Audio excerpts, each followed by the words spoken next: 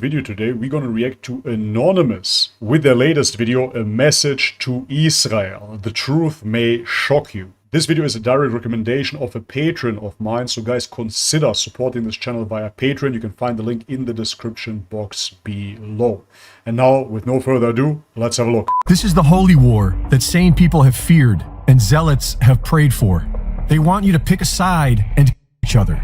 But we can always choose peace. The word Israel was first presented in the Bible as a name given to Jacob after he fought an angel. Yeah, it's always commendable to choose peace, but who are we to choose peace? Palestine has been occupied for over 70 years by now, and of course the people of Palestine that have been oppressed, have been slaughtered, want nothing more than peace. So if we could just snap our fingers and hoo-hoo, now everybody has peace, we would do it, of course.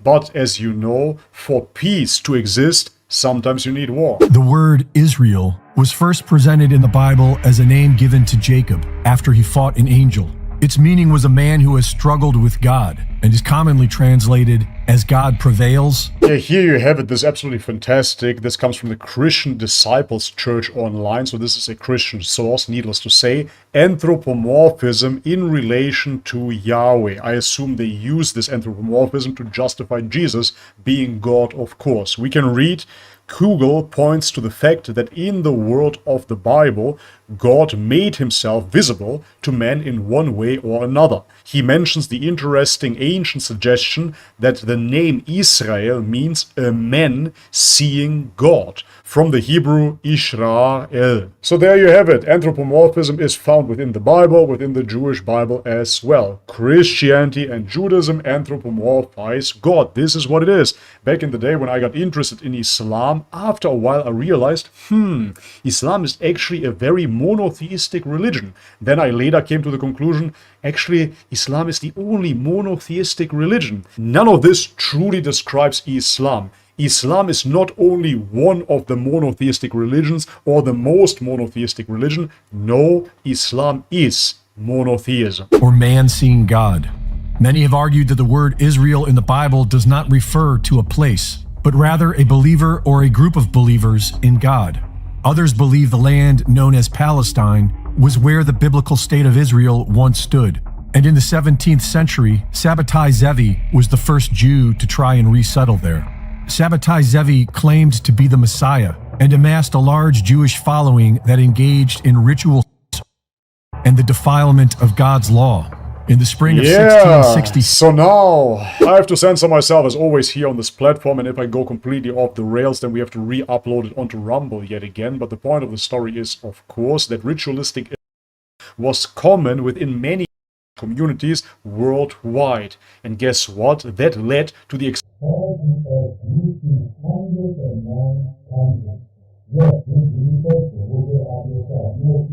amongst other ritualistic quote-unquote practices.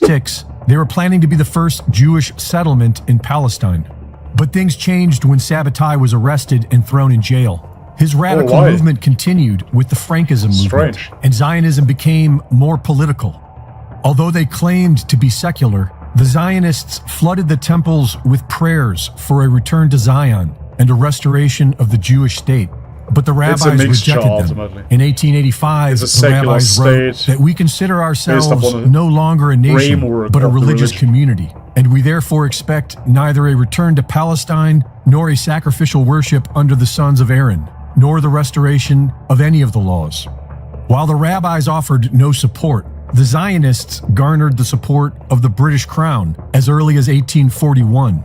And they were funded by the Rothschild banking dynasty, otherwise known as the Bank of England. So the crown was likely involved from the start. So yet again, we have to be very careful here, especially with names such as the Rothschild. If you look into the Rothschild family, you will see first and foremost who they are, what their background is. This is all I'm going to say over here, and how they've been involved in the creation of Israel. Please look it up in your own time. Take 5 minutes off your day, Google it by yourself, and you will see what kind of dark occult influence went into the creation of the state of Israel. In 1897, the political intent to recreate the state of Israel was made official to the public. And in 1917, under the British government's Balfour Declaration, British troops seized control of Palestine on behalf of the Zionists. In 1922, the League of Nations adopted the declaration. And in 1947, the United Nations granted parts of Palestine to the Zionists. Yes, all of this conveniently after the Second World War, after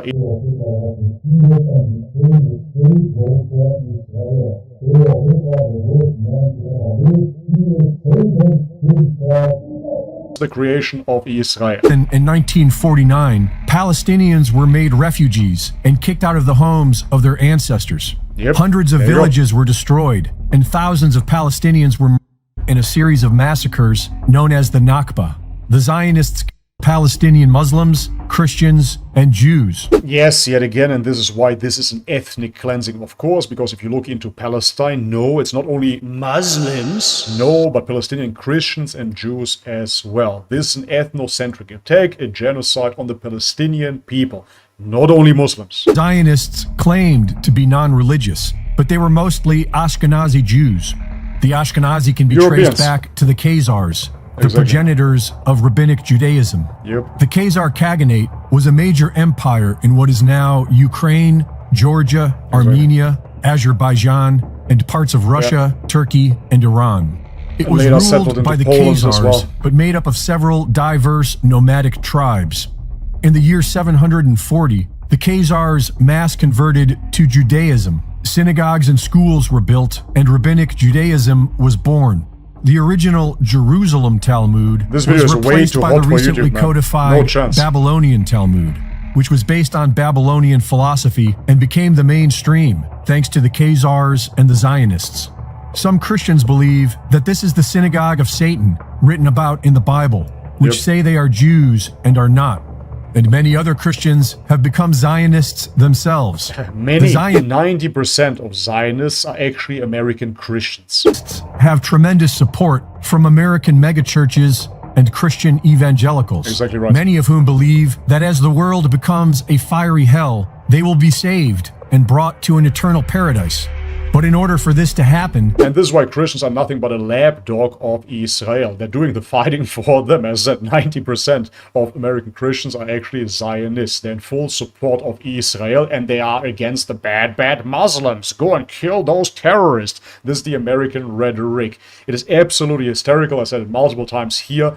How can you team up with a group of people that hates your God? They tell you that Jesus is boiling in semen and excrement. They absolutely hate your religion. Muslims, on the other hand, say that Jesus is the Messiah, that he's been born of a miraculous birth from the Virgin Mary. But you're not going to team up with those guys. No, they deny that Jesus is God. Yeah, and the Jews do not. The Temple of Solomon must be rebuilt, and 2/3 of the Jewish people must perish.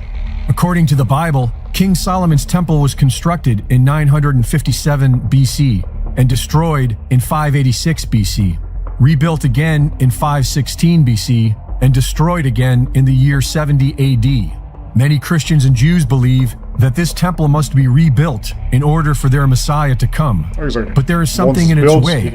Originally built near the end of the 7th century, the Al-Aqsa Mosque is considered one of the 3 holiest sites in Islam. Islam teaches that this is where the Prophet Muhammad ascended to heaven. The Temple Mount has been occupied by Israel ever since the Six-Day War of 1967, and now it looks like they are ready to complete their mission. This is the holy war that sane people have feared and zealots have prayed for. They want you to pick a side and each other, but we can always choose peace and learn to love our neighbors. The origin of Friday the 13th. But I pick a side. I stand with Palestine. Our neighbors.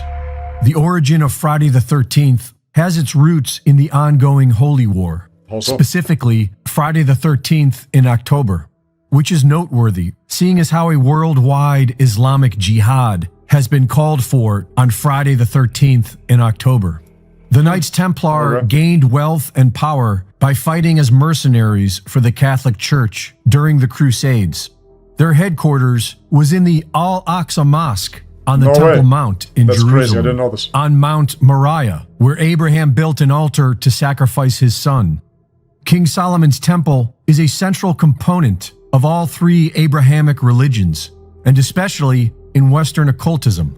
The Templars were officially known as the Poor Fellow Soldiers of Christ and of the Temple of Solomon, or Templar Knights. Masonic lodges are based on the Temple of Solomon. Kabbalah teaches that the Temple of Solomon represents the metaphysical world and the descending light of the Creator through the Tree of Life. The Templar Knights wore white mantles with a red cross, a symbology that can be found throughout the history of the Catholic Church and its offshoots. Yes, this is nothing new. It all ends up in Britain, the Anglo-Saxons. Saxony is a province in Germany. People say as well that within Germany the Illuminati has been founded and then later on migrated into Britain. It all comes from there. That's why all of those colonization projects have a much deeper root, of course. Even if you look into Saudi and what happened with Wahhabism, the British Empire had their hands within that as well. Solomon's Temple is a crucial goal of many religious groups and secret societies. Yep. The Templars were not only expert warriors, they were also pioneers in an early form of banking, and arguably one of the world's first multinational corporations. They acquired land throughout Europe and the Middle East, including the island of Cyprus. They owned and operated several farms and vineyards. They built massive stone cathedrals, and they had their own fleet of ships for war and for the import-export business. When Jerusalem was recaptured by Muslim forces in 1187, the Templars were forced to leave the Al-Aqsa Mosque on the Temple Mount, but they still managed many businesses and wielded much power. King Philip IV was deeply in debt to the Templars and began pressuring the church to take action against them. At dawn on Friday the 13th of October 1307, mass arrests were carried out against the Templars. Claims were made that the Templar recruits were forced to spit on the cross and deny Christ. Yeah, it's the same principle with the Freemasons. Of course, first the prerequisite to enter the Freemasons is that you have to believe in God. But then further down the steps, at some point you have to denounce the real God, of course, and you have to worship Satan. Accused of worshipping Baphomet and a mummified head believed to be that of John the Baptist. Dozens of Templars were burned at the stake, and the order was officially dissolved. The Temple Mount remained under control of Muslim forces until the British captured it in the Battle of 1917. The British? 30 years later, the United Nations gave the land surrounding the Temple Mount to the Zionists, and the State of Israel has been encroaching upon it ever since. Alright, this is it for today's video. I had to bite my tongue, as always, even for Rumble. I'm very careful nowadays what I say online, because it can and will be used against you. I'm just gonna say that this video was very informative. There was a thing or two that I did not know. However, there was a big chunk missing, of course. There was a big chunk missing, which is the Second World War. You have to research yourself what happened during the time of the World War, and you have to research as well what the issue was within Germany. The video mentioned the banking system, for example.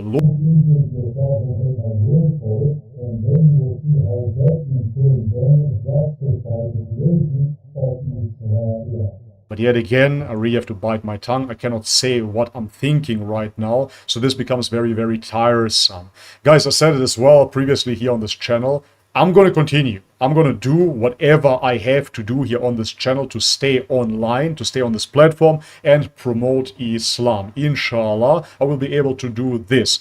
However, it has become extremely tiresome here on this platform, because this is not about free speech. This is not even about liberalism, a democracy. No, this is a dictatorship, a digital dictatorship that wants to push a certain agenda, and anything that goes against it will be censored, will be deleted, will be demonetized, shadow banned, and whatnot. Therefore, please, yet again, do me the favor, subscribe to my Rumble. This is where the future is, at least for now. No, I don't have any false hopes that Rumble is our salvation, but at least it is a bit less censored than YouTube is. So please head over there, subscribe, and subscribe to my Telegram group as well, so we can stay in touch.